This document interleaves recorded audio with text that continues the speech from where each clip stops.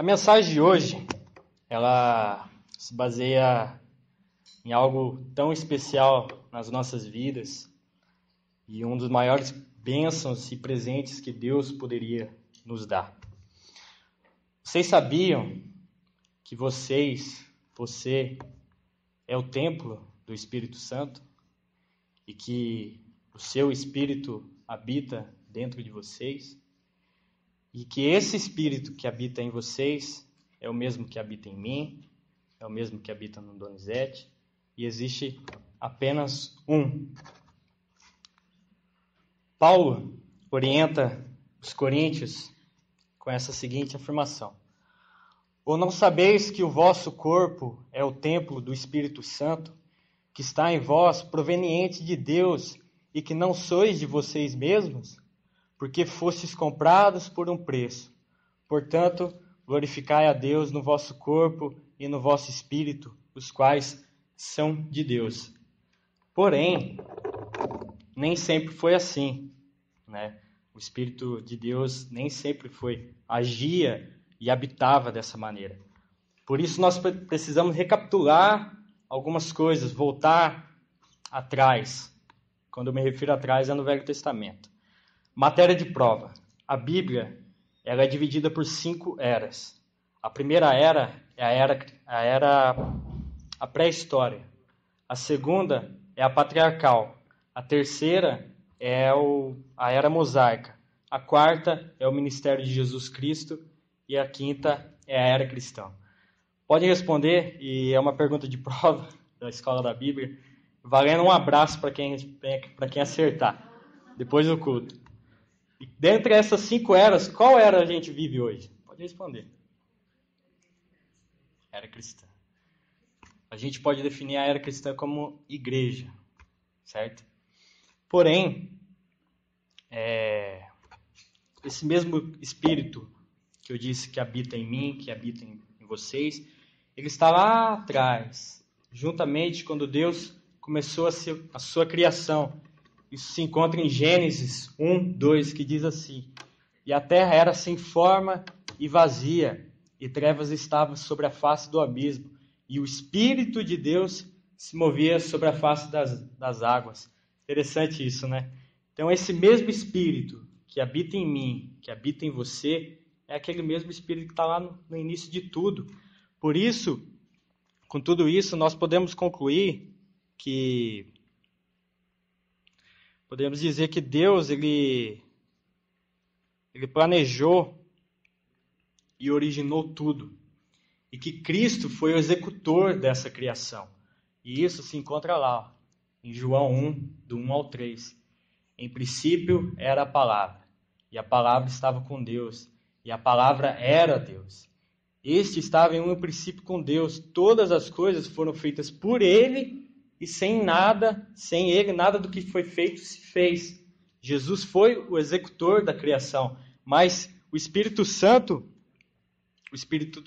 de Deus, podemos dizer que ele organizou, completou e beatificou a criação. Entendeu? Só que quando eu comentei que existem 5 eras na Bíblia, a primeira era, a pré-história, ela vai do Éden ao dilúvio.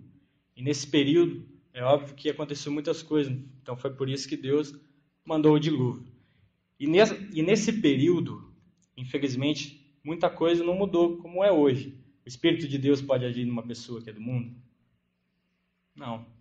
Por isso, em Gênesis 6, 3, Deus diz assim: e o Senhor disse: meu Espírito não contendará sempre com o homem, pois ele também é carne. Mas nós podemos definir que o Velho Testamento com o Novo Testamento se define a 2 palavras. Pessoas que foram usadas por Deus, como Noé, que cada pessoa que Deus escolheu tinha um propósito, um serviço específico. Noé foi escolhido por Deus para construir a arca e salvar sua família. Abraão foi escolhido pelas promessas que Deus fez a ele, e assim muitas outras pessoas na Bíblia. Então, o que a gente pode dizer? Essas 2 palavras no Velho Testamento se definem com o Espírito de Deus agia com as pessoas, com no Novo Testamento, ela habita em pessoas. Percebe a diferença da palavra com e em? Então, na era patriarcal, quando o homem se tornou ruim, Deus disse isso, que o seu Espírito não contenderá sempre com o homem, né? O Espírito de Deus não habita no mundo, habita nas pessoas que foram chamadas segundo o seu propósito. Mas as pessoas que foram usadas por Deus, assim como Noé, como Abraão, Moisés, elas tinham o Espírito com elas, especificamente por um serviço que Deus estabeleceu. Por isso, como esses patriarcas podiam ter essa relação com Deus, seu Espírito não habitava com eles. Como eu tinha citado, Moisés, ele foi um libertador do povo de Israel. Em outras palavras, foi o libertador do povo de Deus. Deus tinha um trabalho específico com Moisés. Por isso, assim que Moisés libertou o povo, Deus queria esse povo para ele. E, obviamente, ele queria ser o Deus desse povo. Por isso que, como o Espírito de Deus não podia habitar dentro dessas pessoas por conta do pecado, Deus pediu para que Moisés construísse isso aqui.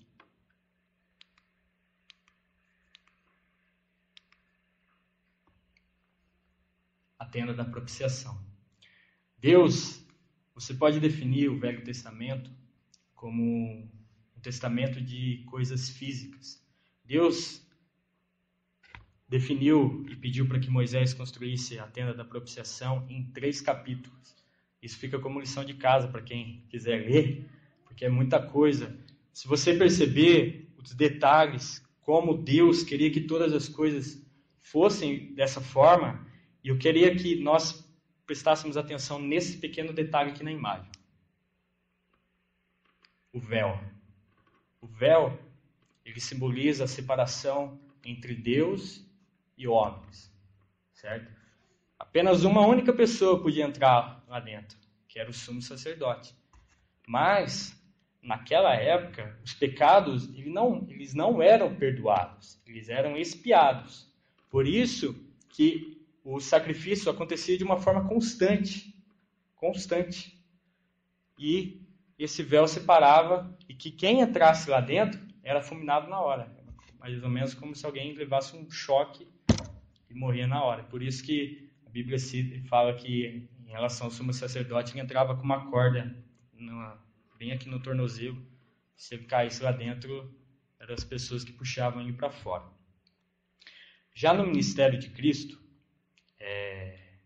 depois de tudo isso, quando Deus pediu para que... Quando Salomão construiu o templo de Deus, e esse templo era mais ou menos assim, com o lugar santo, o lugar santíssimo, onde ficava a Arca da Aliança, e esse templo ele foi constituído em Jerusalém. Só que a promessa da vinda de Cristo, ela vem desde o princípio. O Velho Testamento é baseado na promessa que Deus fez para que a vinda de Jesus fosse manifestada. Jesus foi prometido muito antes da fundação do mundo, e as pessoas, como os judeus, sabiam disso, porque eles viviam na lei de Moisés, a era mosaica, a lei mosaica. Só que quando Jesus ele veio, tudo que ele veio para ensinar era totalmente diferente daquilo que os judeus achavam. Jesus viveu 33 anos. Seu ministério começou com quantos anos? Pode responder. 30 anos. Então, ou seja, seu ano de ministério durou 3 anos. E uma passagem muito conhecida, onde Jesus se encontrava com seus discípulos, é essa aqui. E Jesus, saindo, partiu do templo e aproximaram-se deles os seus discípulos para lhe mostrarem os edifícios do templo. Mas Jesus lhes disse: não vedes essas coisas? Na verdade, eu vos digo que não ficará aqui uma pedra sobre a outra que não seja derrubada. Se Jesus falasse isso para os judeus, é como se tivesse sido ofensa para a mãe deles, porque isso era uma ofensa muito grande, você poderia ser apedrejado ou algo do gênero. Então, o templo que era constituído em Israel era considerado por judeus como uma riqueza de Deus, porque a habitação de Deus executaria dentro desse templo. Mas Jesus ele desprezou tudo isso. Desprezou tudo isso. Na sua morte, Jesus diz assim em Mateus 27, dos 50 ao 51.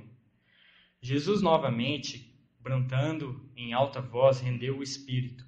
E eis que o véu do templo se rasgou em dois, de alto a baixo, e tremeu a terra e fenderam-se as rochas. Quando Jesus morreu, o véu do templo, onde separava a presença de Deus dos homens, foi rompida. É como se Jesus nos puxássemos para a presença de Deus, nos constituindo a ser templo do Espírito Santo. Vocês são o templo do Espírito Santo. Infelizmente, o mundo ele prega coisas físicas, como se estivesse vivendo no Velho Testamento, onde o Novo são coisas espirituais, são algo que nós não podemos ver, mas que já foi nos garantido, que é a salvação. Jesus nos constituiu dignos depois do batismo para recebermos o Espírito Santo de Deus. E tem um detalhe, a Igreja de Cristo é linda. Vocês são o templo do Espírito Santo de Deus. Deus fez Cordeiro de Deus, porque no Velho Testamento, o que se sacrificava? Que animal que seria usado para a expiação dos pecados? Era um cordeiro. E de uma vez por todas, Jesus afinilou e excluiu tudo isso. E essa passagem que eu vou ler agora, eu não coloquei aí, mas você precisa abrir, que em Hebreus, capítulo 4, a partir do 14, diz assim: sabemos que temos um grande sumo sacerdote, que adentrou os céus, Jesus, o Filho de Deus. Retenhamos firmemente a nossa fé, porque não temos um sumo sacerdote que não possa se importar com as dores de nossas enfermidades, porém um que em todos os pontos foi tentado, assim como nós, porém sem pecado. Vocês, nós somos o templo do Espírito Santo. E Deus nos constituiu dignos de sermos esse templo a partir do batismo, através de Jesus Cristo, para herdarmos a vida eterna. Irmãos, que Deus abençoe vocês. Foi bem rápida essa mensagem, mas eu queria passar para vocês de uma forma bem explicativa que vocês é o templo do Espírito Santo e não o prédio feito por mãos humanas. Amém? Deus abençoe vocês.